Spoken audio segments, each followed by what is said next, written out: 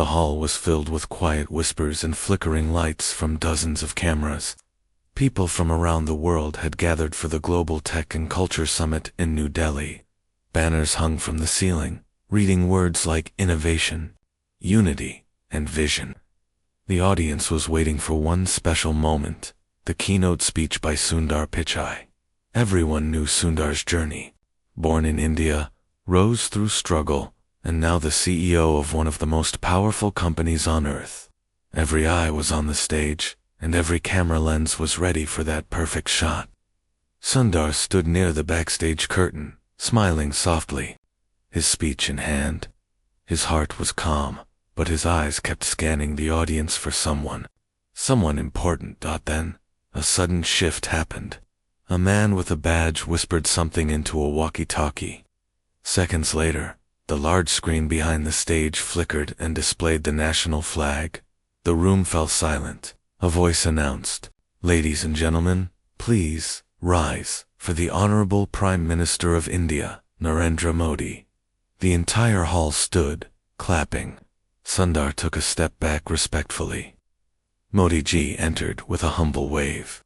His steps were slow, deliberate, filled with quiet strength. He didn't go straight to the podium. Instead, his eyes scanned the crowd carefully, as if searching for something.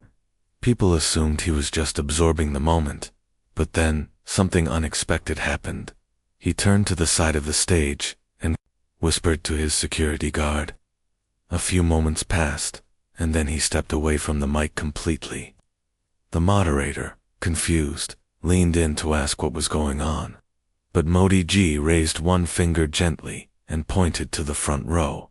In the front row, between a government advisor and a cultural speaker, sat a woman in a simple green sari. She had short gray hair, a small purse on her lap, and her hands nervously twisted a handkerchief. No one knew her name. No one had seen her before, but Modi ji smiled and said into the mic, "Before we begin, I want to call someone very special to the stage. Her presence is not listed on the program. Her name is Lakshmi Pichai." Gasps filled the room. Sundar's head slowly turned. Lakshmi, Pichai's mother. She looked around, confused, thinking there was another woman with the same name. The spotlight fell on her. Everyone stood still. Modi ji walked down the steps and held out his hand toward her. A mother is the first teacher, the first leader, and often the quiet strength behind greatness, he said. Today, before we hear from Sundar, I would like to honor the woman who shaped him. Lakshmi slowly stood, trembling. Cameras clicked like rain falling. Sundar's eyes were wide, his lips parted in surprise. Lakshmi whispered, "But I'm just his mother, ... Double quotes. Modi ji nodded. "Yes, and that is everything." He guided her up the steps gently. The crowd began to clap, but slowly, almost in awe. Sundar stepped forward and met her halfway, holding her arm, as if protecting her from the intensity of the moment. As they reached the stage together, Modi ji handed her a small hand-carved wooden box. "This," he said, "is a gift from our people. Not for a title, not for a position, but for patience, sacrifice, and love." Lakshmi didn't open the box. She held it close, her eyes watery. The crowd stood again, not as an audience this time, but as people honoring a quiet story of strength. And then, when everything was still, Modi ji looked to Sundar and said, "You may speak now, but today, your words carry the weight of your mother's journey." The first row had gone silent, but every heart in the room was louder than before. Lakshmi stood at the edge of the stage, still holding the wooden box tightly. The weight of the spotlight, the attention, and the quiet respect that had fallen over the crowd made her heartbeat feel loud in her ears. Beside her, Sundar touched her shoulder gently and whispered, "Amma, are you okay?" She nodded, barely. Her eyes weren't on the cameras or the dignitaries. They were on the floor, wooden stageboards, polished but old, just like the floor of the one-room home she raised Sundar in. Sundar turned toward the microphone. He took a breath, but this time, it wasn't the calm breath of a prepared CEO. It was a deep breath of a son standing beside the woman who had been everything before the world even knew his name. I had a speech prepared, he said softly. But now, I feel it would be wrong not to speak from the heart. The audience leaned in. The air was still. This is my mother, he said, turning to Lakshmi. Her name is not in the headlines. Her face is not in magazines. But she taught me everything that makes me stand here today. Lakshmi blinked slowly. Her hands were still shaking. When I was a boy, Sundar continued, we lived in a small flat in Chennai. We had no television, no refrigerator. We shared our home with another family. I used to sleep on the floor near the kitchen. And every night, she would boil water, soak her feet quietly, and then sit beside me, placing her hand on my back until I fell asleep. Lakshmi's face turned slightly red. Her voice whispered, "Why are you telling them all this?" Sundar smiled at her gently. Because they need to know that success isn't just built with degrees or ideas. It's built with love, with quiet strength, with small sacrifices no one sees. He paused and looked out over the audience. Every person here has someone like that in their life. Someone who never asked for credit, who stood in the background and gave everything. Modi ji nodded in silence. And today, Sundar added, my mother was called first, not me, and I believe that's exactly how it should be. Lakshmi looked down at the box in her hands. She slowly opened it. Inside was a simple gold bangle, engraved with tiny letters, for the mother behind the mind. Tears gathered at the corners of her eyes. She didn't cry often, but this moment pressed into something deep. She touched the bangle lightly. Her fingers brushed over the words, as if tracing her own past. Modi ji stepped forward again. This summit is about innovation, he said. But real innovation begins when we start seeing the people we ignore, when we celebrate those who never ask to be seen. A quiet murmur spread across the room, a feeling of reflection. Lakshmi cleared her throat softly and leaned toward the microphone. Her voice was shy, slow, and unsure. I never imagined this, she said. I came to see my son speak, not to stand beside him. I am just a mother who prayed he would eat well, study well, and sleep enough. Her voice cracked slightly. But if my story means something to someone, then maybe there are other mothers too, who feel forgotten. Today, you reminded me that even quiet lives can be honored. A few people in the audience wiped their eyes. The moment was not loud, not grand, but it was real. Then Sundar did something no one expected. He pulled the chair that had been reserved for him at center stage and set it beside his mother. I won't speak standing above you, he said. We speak together. He sat beside her, and the lights dimmed gently. The screen behind them changed not to graphs or tech trends, but 2 photos of a young Sundar in a small home, images of notebooks, school bags, and an old stove. Then a picture of Lakshmi holding his tiny hand in front of a modest school gate. The story had changed. The summit wasn't just about the future of technology anymore. It was about the people who quietly shaped that future. Without asking for anything in return, the audience sat in respectful silence, some with hands on their hearts, others with wet eyes. The cameras kept rolling, but no one blinked. And as the segment ended, Sundar looked to his mother once more and whispered, I hope Appa would be proud too. Lakshmi nodded, her lips trembling. He always believed you'd speak to the world, she whispered back. He just never imagined I'd be standing beside you when you did. The summit continued, but something had changed in the room. After Sundar and Lakshmi spoke, the tone of the event shifted. People no longer looked at the stage with just admiration. They looked with reflection, with emotion, with the quiet thought of someone in their own lives who had been their strength. Lakshmi returned to her seat beside the advisor in the front row, still holding the wooden box. Sundar returned backstage to prepare for the rest of his scheduled talk, but his thoughts were with his mother. As Lakshmi sat down, she opened her purse slowly, with hands still unsteady from the spotlight. Inside, folded and creased from time, was a piece of paper. She hesitated for a second before pulling it out. It was a letter, one she had written 10 years earlier, but never given to Sundar. Her eyes scanned the page. Her handwriting was neat, but shaky. She had written it after he first moved to America. She read it silently to herself. Dear Kanna, I don't know how to write big English words like you, but I still wanted to say this. I know life there is different, fast, full of machines and smart people. Sometimes I worry you might forget your old home, your old mother who never went past school. But I want you to know, no matter how far you go, I'm always praying, every day, for your health, your peace, and that you never forget the kindness in your heart. I don't know if I'll ever get to see you speak to the world, but if I do, I hope you still remember who you are. Love, Oma. Lakshmi folded it again and kept it close to her chest. No one else saw the letter. Not yet, but someone had been watching her from nearby. It was a young girl, about 16, seated 2 rows behind her. Her name was Anu. She was a scholarship winner from a village school, invited to the summit as a youth delegate. She had been watching everything. The way Sundar honored his mother.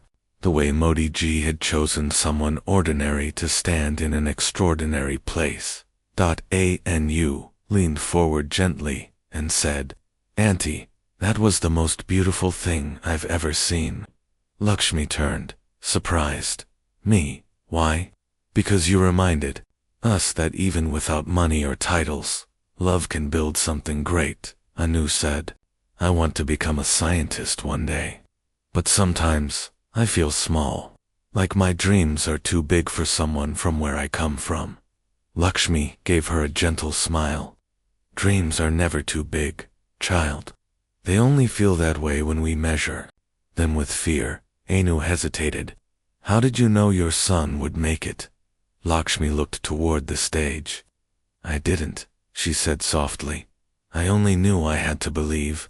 I couldn't give him money, but I gave him belief. And I gave it every day, like breath. Anu's eyes filled with tears. I think my mother does the same. Lakshmi nodded. Then you already have your foundation. The moment between them was quiet, but it traveled through time. One mother inspiring another future backstage. Sundar sat alone in a small green room. Someone had sent tea, but he hadn't touched it. He was holding something else, a worn photo from his wallet. It was of him as a child, seated beside his father on an old scooter, with Lakshmi standing in the background, half out of frame, holding his school tiffin. He looked at her face in the photo. Her eyes were proud but tired. He whispered to himself, You were always behind me, always holding me steady, even when I didn't see it. Just then, his phone buzzed. It was a message from his assistant. PM Modi has requested to delay your speech by 15 minutes. He wants to host a special panel with you and your mother. Sundar stared at the screen. A panel with his mother. He stepped outside the room and saw Modi ji speaking with the summit coordinators. When he saw Sundar, he walked over with a kind expression. Your mother's words touched more than just the crowd, Modi ji said. I've received 10 requests from young delegates who want to hear her speak again. She's not a speaker, Sundar said. Worried, Modi ji smiled. That's why she must speak. Sometimes the most powerful words come from those who never planned to say them. Sundar paused. She carries a letter. Something she wrote for me years ago, but never gave, I think. Maybe it's time the world hears that. Modi ji placed a hand on his shoulder. Then let the world listen. Not just to leaders or CEOs, but to the mothers behind them. Back in the audience, Lakshmi folded her letter again and held it gently in her lap. She had no idea that soon she would be asked to read it aloud, and the world would never see motherhood the same way again. Lakshmi didn't notice the man walking toward her until he gently tapped her shoulder. He wore a black badge and a headset. He smiled and leaned down. "Auntie," he said softly, "the Prime Minister has invited you and your son to join him on stage. Again." Lakshmi blinked. "Me? Why?" "They want to hear your letter. The one you were holding," he explained. "Only if you're comfortable." She looked around. People had already started whispering, eyes turning in her direction. Beside her, the young girl Anu gave an encouraging nod. Lakshmi hesitated. Her heart beat faster. Her legs felt heavy. I'm not used to all this. You are his mother," the man said, gently. "And right now, that is the most important voice in this room." Lakshmi looked at the folded paper in her lap. It was worn, yellowed, even torn at one corner. She had never planned to read it aloud. It was meant for Sundar, just him. And yet, something in her heart whispered that this moment wasn't just about him anymore. She nodded. Minutes later, the lights dimmed again. The screen flashed, a conversation about roots, resilience, and the unseen hands behind greatness. Modi ji returned to the stage with calm authority. Sundar stood beside him, straight-backed, but visibly emotional. Then, slowly, Lakshmi was guided to a chair placed between them. She looked small under the stage lights. Her sari was simple, and she clutched her letter with both hands. Modi ji addressed the crowd first. "In this world of progress and power," he said, "we must not forget the people who gave us our first breath, our first courage, our first moral compass. Today, I ask you to listen not to a world leader, not to a CEO, but to a mother. Her words were never meant for the world, but perhaps the world needs them most." He looked to Lakshmi. "Will you read it, Amma?" Lakshmi looked at Sundar. His eyes were gentle, proud. He gave a small nod. With shaking hands, she opened the paper. The microphone was lowered to her level. Her voice trembled at first, but the room was silent. Silent like a prayer. She began to read. "Dear Kanna, I don't know how to write big English words like you, but I still wanted to say this, ... As she spoke, the screen behind her faded into soft images. An old kitchen, a small boy walking barefoot to school, a tiffin box with a broken lid. Images that weren't just hers, they were every mother's memory. Double quotes, ... Sometimes I worry you might forget your old home, your old mother, who never went past school, ... The crowd leaned forward. Even the journalists had stopped typing, eyes filled with tears. This wasn't a performance. It wasn't a speech. It was love in its purest form, unpolished and true. Double quotes, ... I don't know if I'll ever get to see you speak to the world. But if I do, I hope you still remember who you are." She finished the letter with her voice breaking. A few tears escaped down her cheeks. She folded the paper slowly and looked down. The room erupted into applause, but it wasn't loud. It wasn't wild. It was respectful, almost reverent. The kind of clapping that comes from people who've been touched deeply and quietly. Sundar stood and gently hugged his mother. The kind of hug that says thank you for every unnoticed meal, every night you stayed up, every time you stayed silent so I could dream louder then. Modi ji spoke again. "This," he said, "is not just a letter. It is a mirror, a reminder of how many Lakshmi Pichais are out there, forgotten, invisible, but powerful beyond words." He turned to the crowd. "How many of you were raised by someone like her? Someone who gave up their own dreams so you could build yours?" Almost every hand rose. Anu, the girl from the back row, had tears on her cheeks. So did several guests from different countries. For a few minutes, there were no borders, no tech talk, no politics, just a room full of people remembering their roots later. Backstage, a well-known journalist approached Lakshmi. "Can we publish your letter?" she asked. Lakshmi smiled shyly. "It's already in every heart now. No need to print." Sundar took his mother's hand. "Amma," he said quietly. You just changed the world more than any of my speeches ever did. Lakshmi shook her head gently. I didn't change anything, Kanna. I just reminded them. Then she looked up at him, her eyes shining. Now you go and speak your real speech, the one you practiced. They still need to hear your vision. Sundar smiled. They've already heard the most important part. But still, he returned to the stage for his official talk. He spoke of the future of clean technology, of global education, of empowering the next generation. But throughout, he kept returning to one word: gratitude. The sun had begun to dip low over Delhi's skyline as the summit moved into its final sessions. But the moment everyone kept talking about wasn't about the newest chip or the next innovation in AI. It was about a mother, a letter, and the power of quiet love that had reached across countries and hearts. Outside the hall, people gathered in small circles. They didn't talk about graphs or funding. They talked about their own mothers, fathers, teachers, and neighbors. Someone said, my mother used to wake up at 4 every morning to iron my school shirt. Another said, I never thanked my grandmother, who sold vegetables to pay my fees. And then someone else added softly, I think we've all forgotten who built our bridges. Inside the media room, headlines were already changing. One screen read, CEO speaks, but it's his mother who steals the world's heart.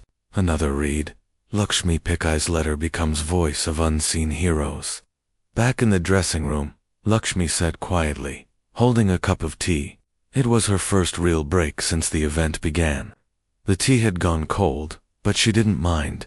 Her hands were still warm from the handshakes, from the hugs of strangers who thanked her, from Sundar's steady grip as she read her letter. Amma, you okay? Sundar entered gently. She looked up and smiled. Too much light today.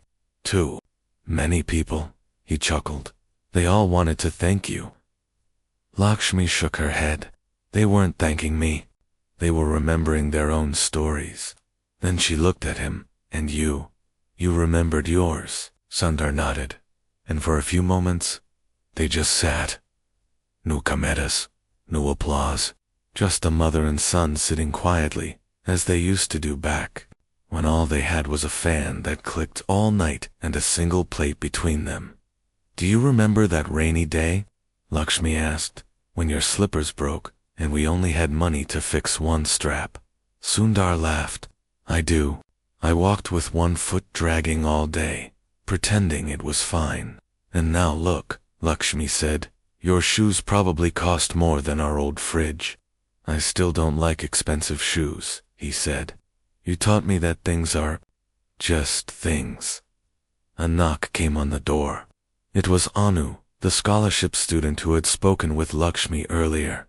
Auntie, she said nervously, may I come in? Lakshmi stood. Of course. Anu entered, holding something wrapped in paper. She handed it to Lakshmi. This is my own letter, she said. I wrote it after seeing you speak. It's not much, but it's to my mother. Lakshmi unfolded it carefully. It was written in blue pen on notebook paper. The words were simple, but filled with truth. Sundar read over her shoulder. When they finished, Anu asked softly, do you think she'll be proud of me? Lakshmi didn't answer right away. She reached out and hugged the girl gently. If your mother has a heart, she whispered, then she already is. Anu smiled, and tears welled up again. Then, from the hallway, a quiet sound began to rise. It wasn't loud at first, just a few voices, but it grew. Lakshmi Amma, Lakshmi Amma. A group of young students had gathered outside the hall, chanting respectfully, not shouting, not demanding, just calling her name with quiet admiration. They weren't fans. They were sons and daughters, inspired by a reminder of who helped shape them. Lakshmi peeked through the door, shocked. Why are they calling me? Sundar smiled. Because you said what they've been wanting to say for years, but didn't know how. Lakshmi touched her chest. But I didn't do anything, Amma. Sundar said. You showed the world that doing everything quietly is sometimes louder than shouting. They stepped into the hallway together. The students bowed their heads, and some of them handed her small notes, drawings, and letters. One little girl gave her a simple gift, a clay lamp, handmade. Lakshmi accepted each one with folded hands, tears in her eyes. Thank you, children, but don't make me a statue. Just go home and say thank you to the ones who waited for you every night. Anu whispered to the other students, she's not just Sundar's mother, she's all our Amma now. And so, it spread. By that evening across the world, people began posting with the hashtag letter to mother. Letters poured in, video messages, poems, voice notes. People from every background, tech workers, nurses, drivers, students took a moment to thank the quiet souls in their lives. Even leaders and celebrities joined in. That night, Sundar stood by the hotel window, phone buzzing non-stop with updates. He turned to Lakshmi, who was lying on the bed, already half asleep. Amma, he said softly. They're calling it the Lakshmi moment. She opened one eye and replied, don't let them name things after me. Just tell them to write their letters. He laughed. I will. And then she added, half asleep, you still didn't eat enough today. He shook his head and smiled. Some things never change. But something had changed. A world had remembered the power of a quiet woman. A son had remembered where his strength came from, and millions had remembered to say the one thing that too often goes unsaid, thank you. The next morning, as the first light touched the sky over Delhi, Lakshmi woke before the alarms, before the staff knocks, and even before her son stirred. Old habits never leave a mother's bones. She rose, folded her blanket neatly, and walked to the window outside. The world was already stirring. She saw journalists gathering, students arriving for the second day of the summit, and in the distance, posters being put up not of Sundar, but of something unexpected. It was her, a sketched image of Lakshmi, seated in her green sari reading her letter, and below it, bold, simple words, write yours. She placed a hand on the window glass, overwhelmed. Never in her life had she imagined her face would be on a wall. She wasn't sure if she liked it, but deep inside, she knew it wasn't about her anymore. It was about the message. When Sundar entered the room a few minutes later, he saw her, looking at the window, frozen. Amma, they put it up everywhere, he said gently. Even outside the Parliament building, and the airport. Lakshmi turned and sighed. But why me, Kanna? Because you gave the world something it didn't. No, it was missing, Sundar replied. A pause. A moment to remember who built them. Lakshmi shook her head. I didn't build anything. You did, Sundar said softly. You just used love instead of bricks. They sat together on the couch. Sundar opened his phone and showed her a video. It was from a girl in South Africa, reading a letter to her grandmother.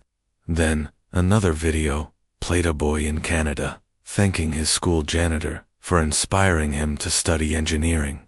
Then one from Japan, where a young woman bowed and thanked her mother in sign language. The videos kept coming, each one ending with the words, "Thank you, Uma. Thank you, Uma. Thank you, Mom."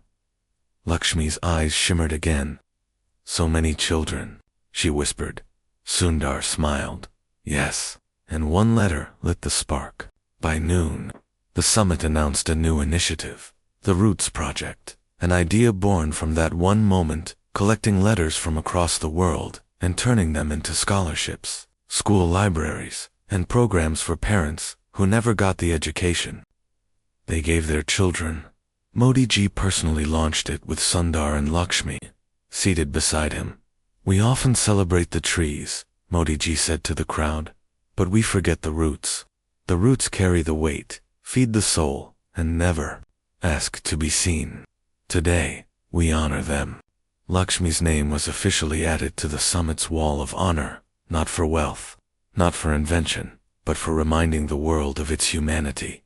Later that evening, as they prepared to leave for the airport, Lakshmi sat quietly near the Fountain outside the hotel. You came running, holding a folder in her hands. Auntie, before you go. Lakshmi turned and smiled.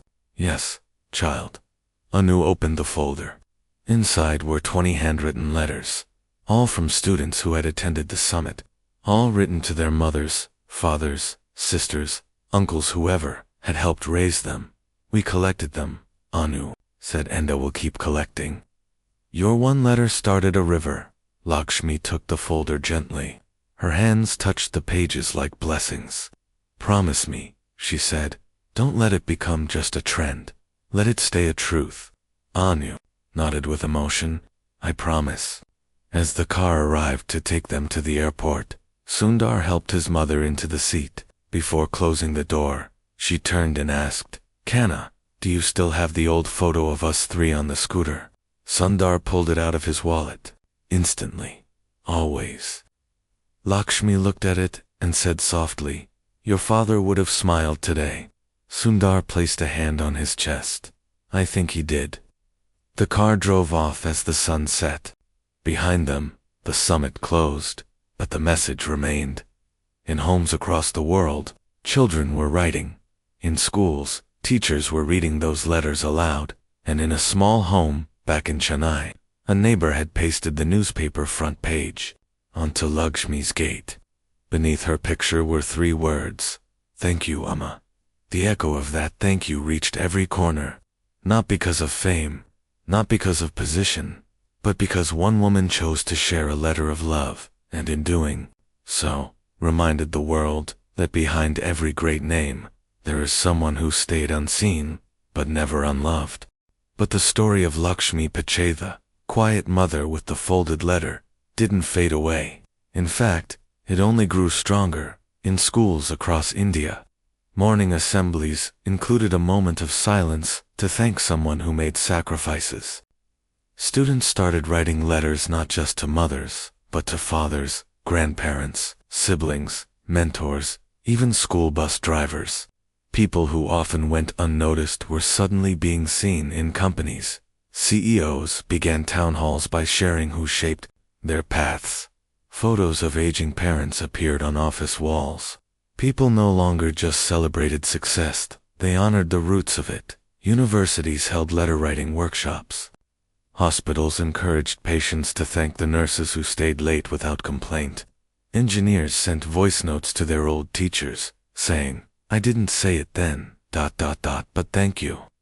And in the middle of it all, Lakshmi Pichai returned to her quiet neighborhood in Chennai. The first few days, her home was surrounded by reporters. But she politely refused most interviews, not because she was shy, but because she believed her letter had already spoken. What else can I say? She told them that the heart didn't already write. One day, Sundar returned home to surprise her. He arrived without a motorcade, without cameras, just like any son coming back from a long journey. She had made lemon rice his favorite. As they sat on the floor and ate from the same steel plates they used when he was a boy, he asked, gently, Amma, do you miss the stage? Lakshmi laughed. I miss my old slippers. I lost one during the summit. Someone stepped on it. He laughed too. You're not used to being famous, are you? Fame is like steam, she replied.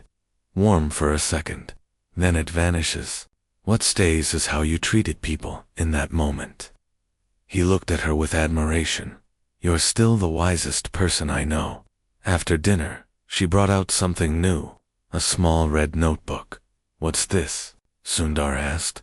Letters, she said, smiling. Not from the world. From my neighbors, my old students, people I knew when we had no money. They all wrote back. It seems your Oma has become, what do you call it? Viral. Sundar grinned. Very viral. She flipped through the pages with care.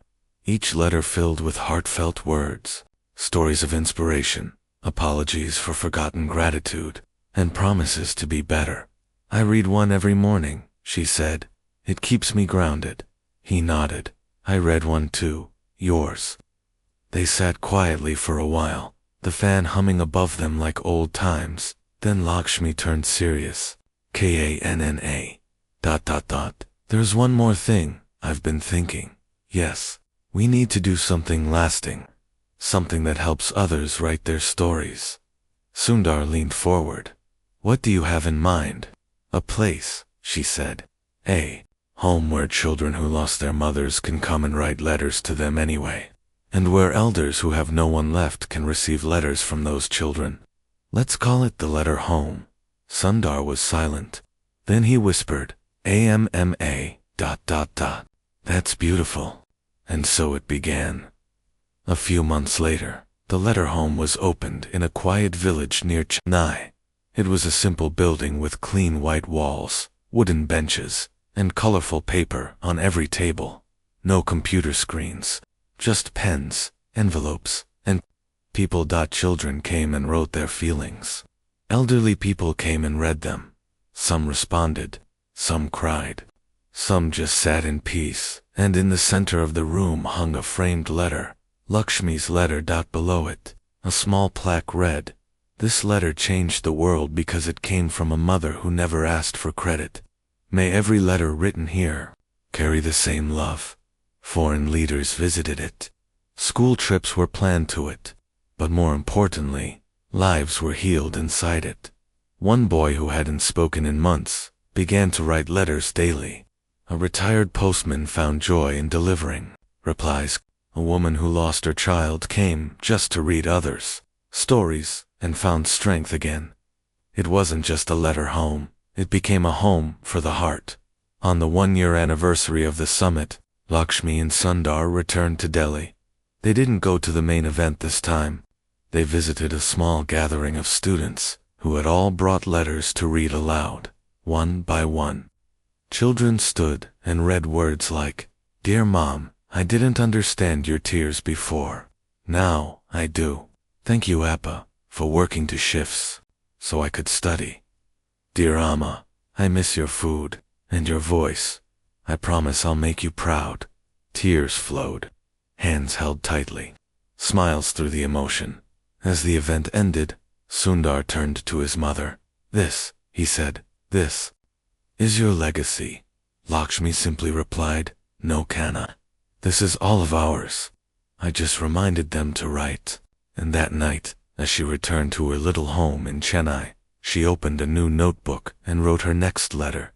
Not to Sundar, not to anyone in particular, but to the world. "Dear child, don't wait too long to say thank you. The people who love you won't ask for it, but their hearts will bloom if you do.